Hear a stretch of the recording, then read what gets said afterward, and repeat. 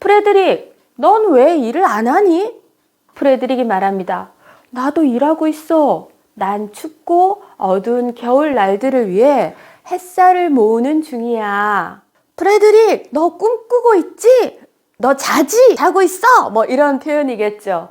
그럴 때 프레드릭은 이야기합니다. 아니야, 난 이번엔 이야기를 모으는 중이야.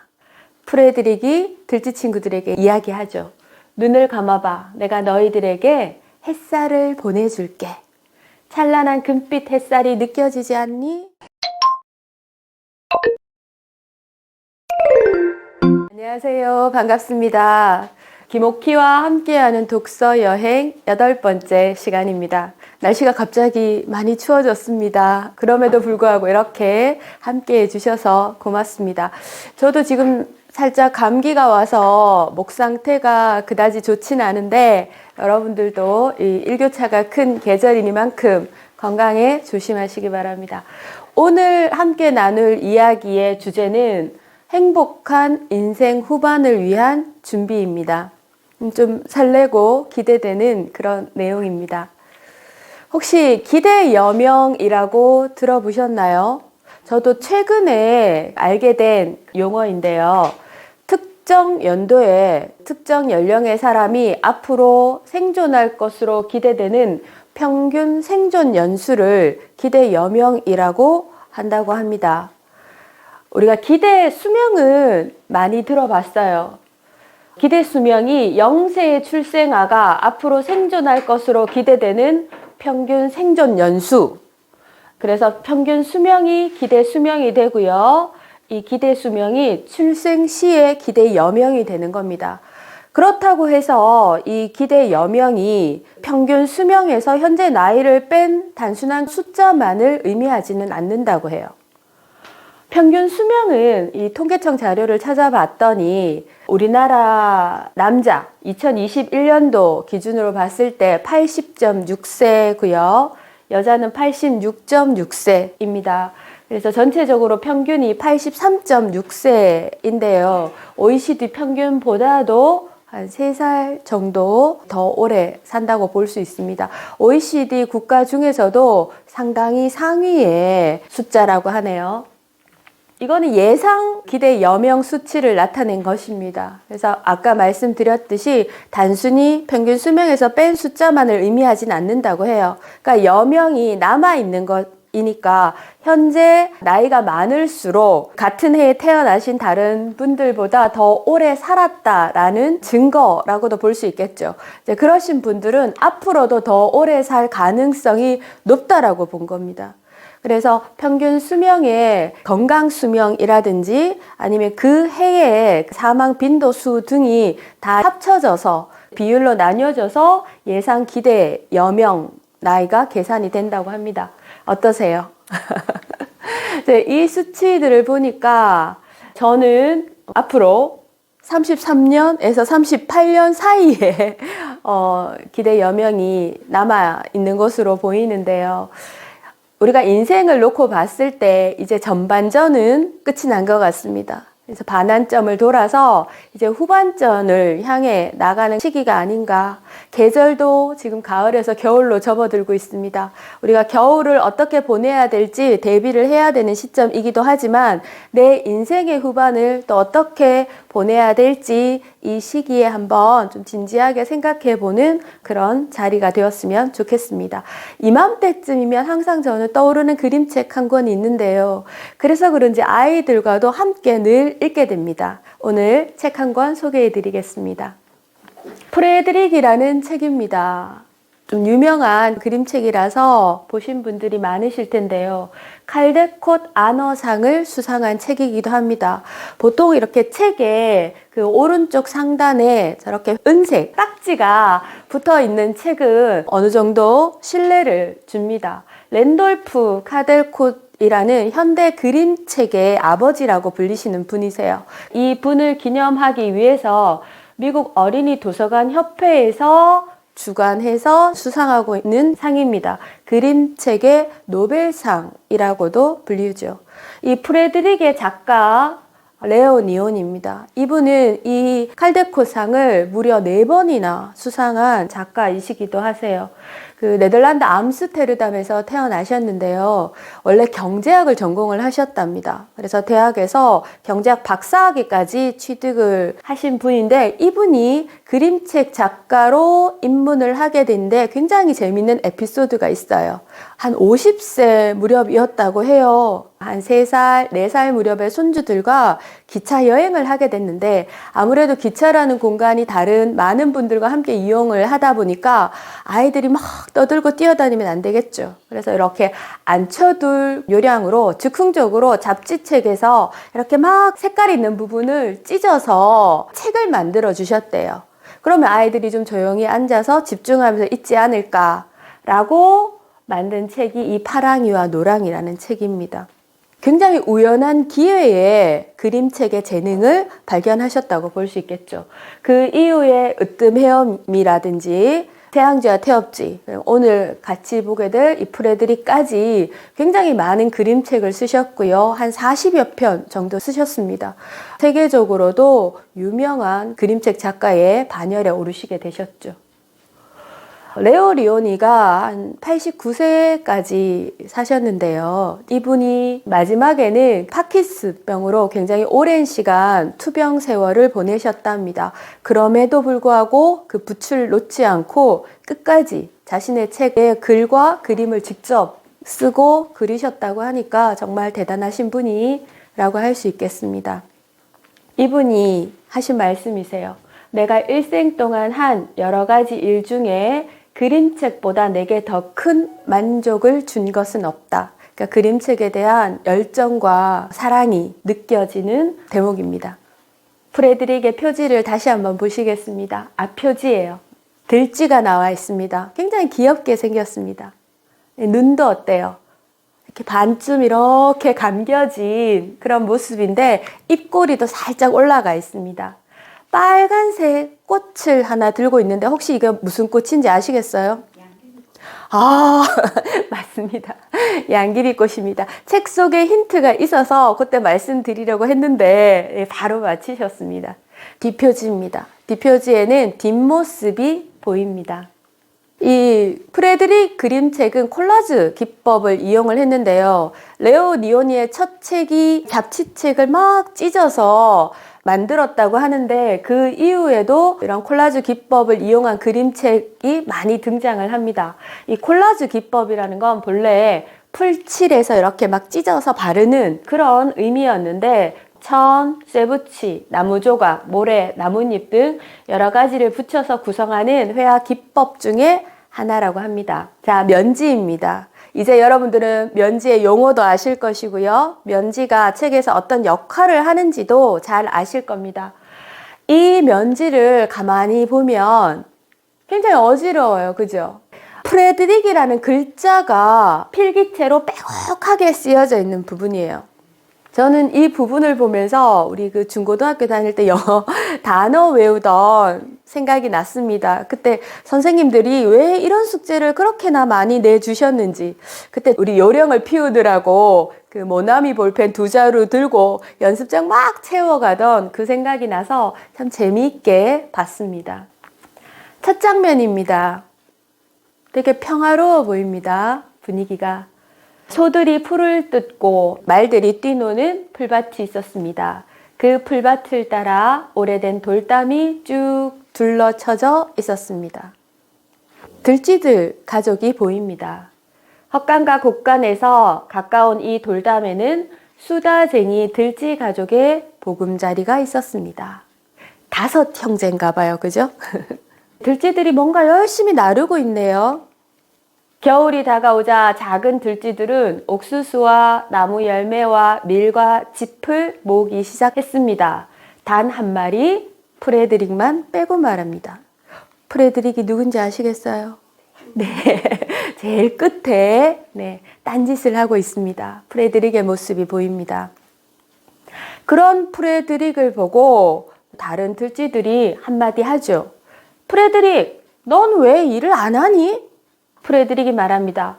나도 일하고 있어. 난 춥고 어두운 겨울 날들을 위해 햇살을 모으는 중이야 라고 이야기해요. 그 이후로 프레드릭은 계속 다른 들쥐들이 열심히 일하는 동안 또 딴짓을 합니다. 들쥐들이 막 나무라듯이 얘기를 해요. 너 뭐해? 왜 같이 안 해? 라고 했더니 이 프레드릭이 그 어둡고 긴 겨울을 위해서 색깔을 모은다고 해요. 햇살을 모으고 색깔을 모으고 다소 엉뚱한 이야기들만 하고 있습니다. 이쯤 보면 우리 이솝 우화가 하나 떠오릅니다.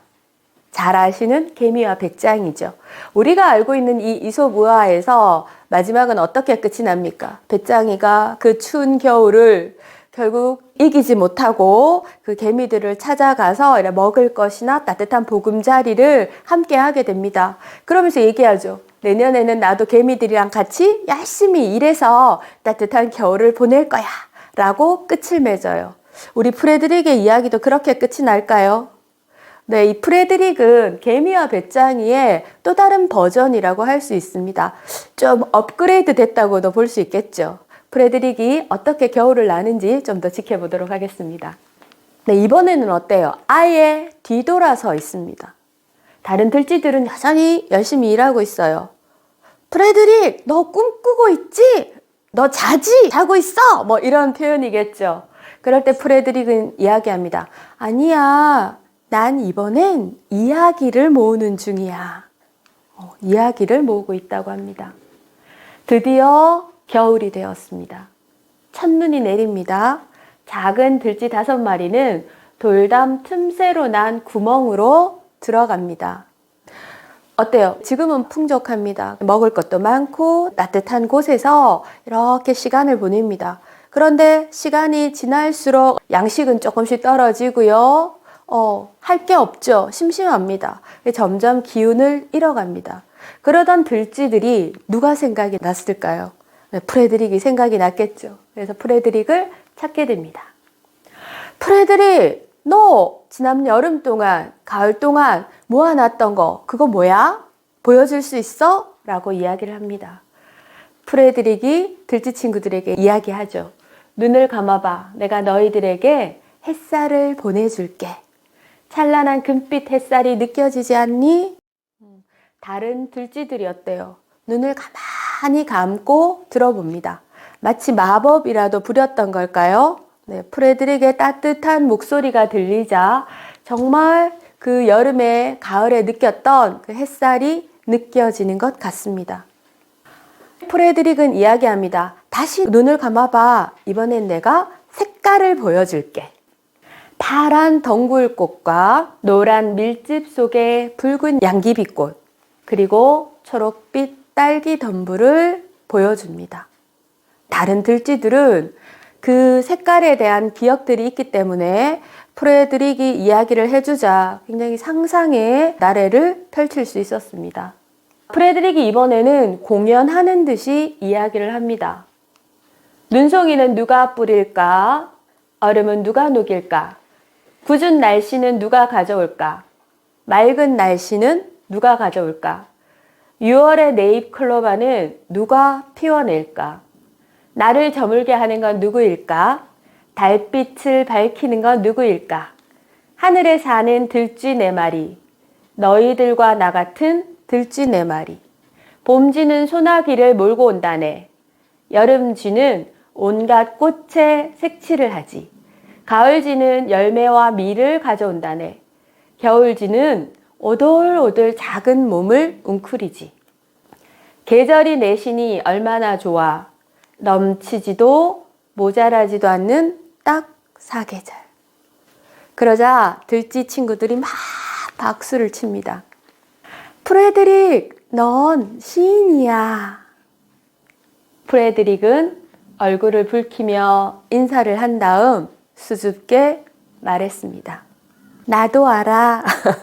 저는 이 그림책에서 이 부분이 굉장히 인상적이었거든요. 보통은 어때요? 이런 칭찬을 받았을 때 아유 뭘 그런 걸 아닙니다. 과찬이십니다. 뭐 이렇게 약간 겸손의 표현들을 할 텐데 프레드릭 어때요? 나도 안다는 거죠. 굉장히 자신만만하고 멋진 모습입니다. 제가 이 수업을 진행을 하면서 초등학생 친구들한테도 프레드릭이라는 책을 같이 읽고 질문을 던졌어요. 너희들이 만약에 이 들쥐 가족의 한 들쥐였다면 그 프레드릭의 모습을 보고 어땠을까? 어떤 느낌을 받았을까? 그랬더니 초등학생들은 샘나요 하는 친구도 있고요. 자기들은 열심히 일하는데 혼자 빈둥빈둥 노는 것 같잖아요. 그러니까 화가 나요 라는 친구도 있었고요.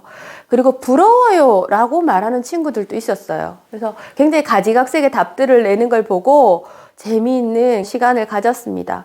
그러다가 고등학교 독서 동아리에서 특강으로 초대를 받은 적이 있었어요. 그때 이 프레드릭이란 책을 가지고 가서 제가 읽어주면서 독서 토론으로 진행을 했었는데요. 마침 그 친구들이 고등학생이다 보니까 진로라든지 그리고 자기의 어떤 성향을 알아야 또 진로를 선택을 하는데 도움이 되니까 이제 그런 부분에 대해서 굉장히 고민을 많이 하고 있을 때였어요. 그러다 보니까 이 프레드릭이란 책에서 이런 여러 가지 다양한 유형들을 살펴보면서 저런 유형도 있을 수 있구나 이런 생각들을 하게 됐습니다. 아마 이 레오 리오니가 프레드릭이라는 그림책을 통해서 예술가적인 성향, 예술가는 어떤 사람이고 예술가들은 어떤 역할을 해야 하는 사람들이다라는 걸 알려준 게 아닐까 싶어요.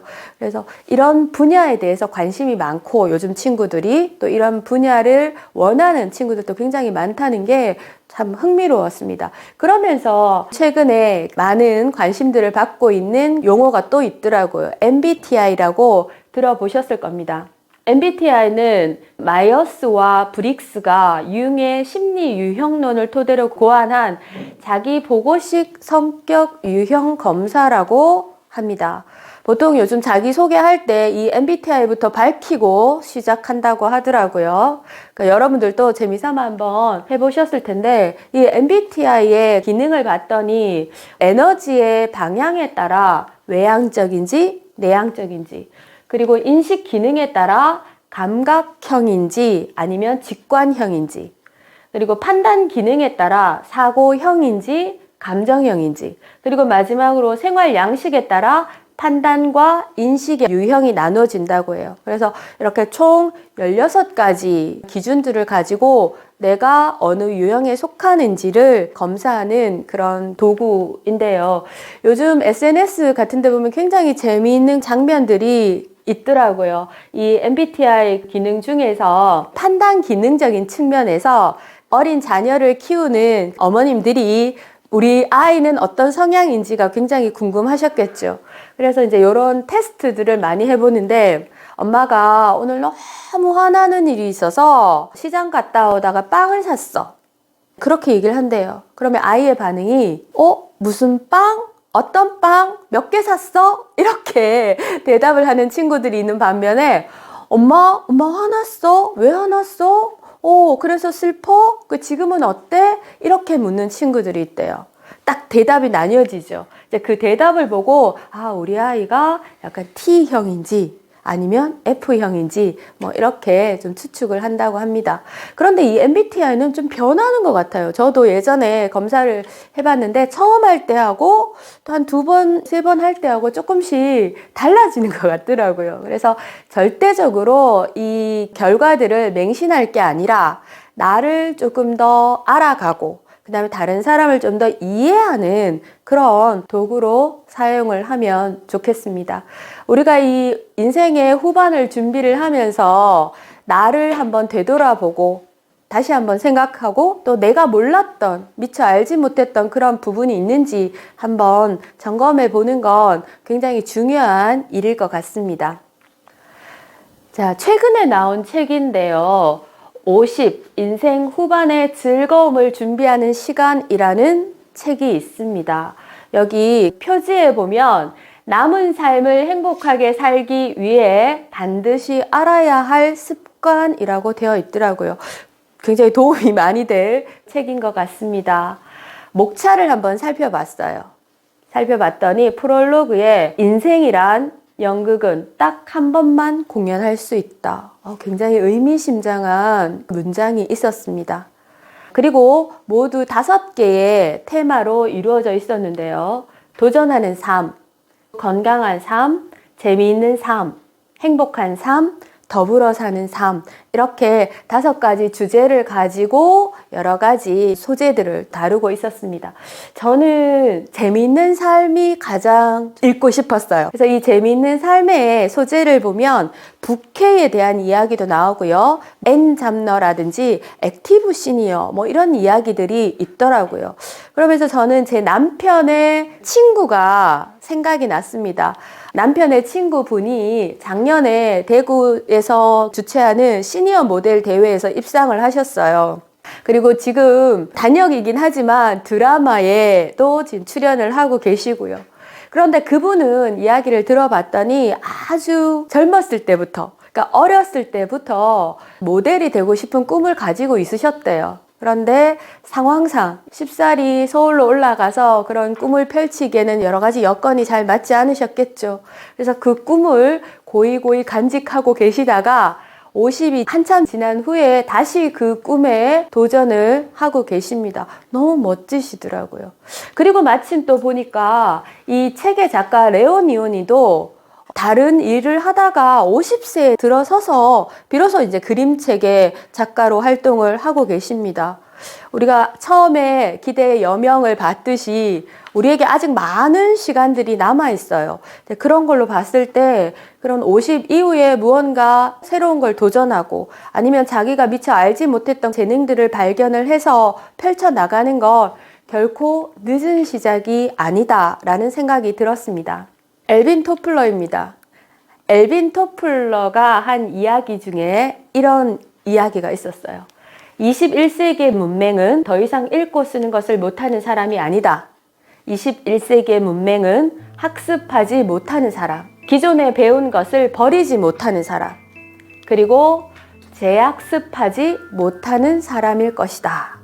결국은 계속 노력을 하고 학습을 하고 내 삶을 이어나가야 된다는 겁니다. 그런 사람이야말로 자기의 인생 후반에 대해서 진정으로 준비하고 책임지는 사람이라고 볼 수 있겠죠.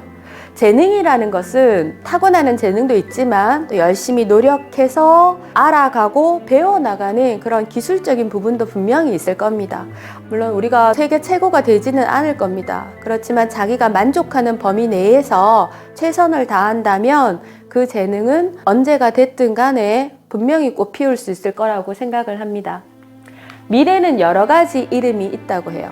미래를 표현하는 이름. 약한 자들에게는 불가능이고 겁 많은 자들에게는 미지이며 용기 있는 사람에게는 기회라고 불린답니다. 여러분의 미래는 어떤 모습일지, 여러분이 다가올 겨울을 위해 준비를 하듯이 인생의 후반전을 위해서도 우리는 용기를 가지고 도전을 하면 좋겠습니다. 여러분은 다가올 겨울을 위해 무엇을 준비하고 계십니까? 어떤 준비가 필요할지를 생각하는 그런 시간이 되었으면 좋겠습니다.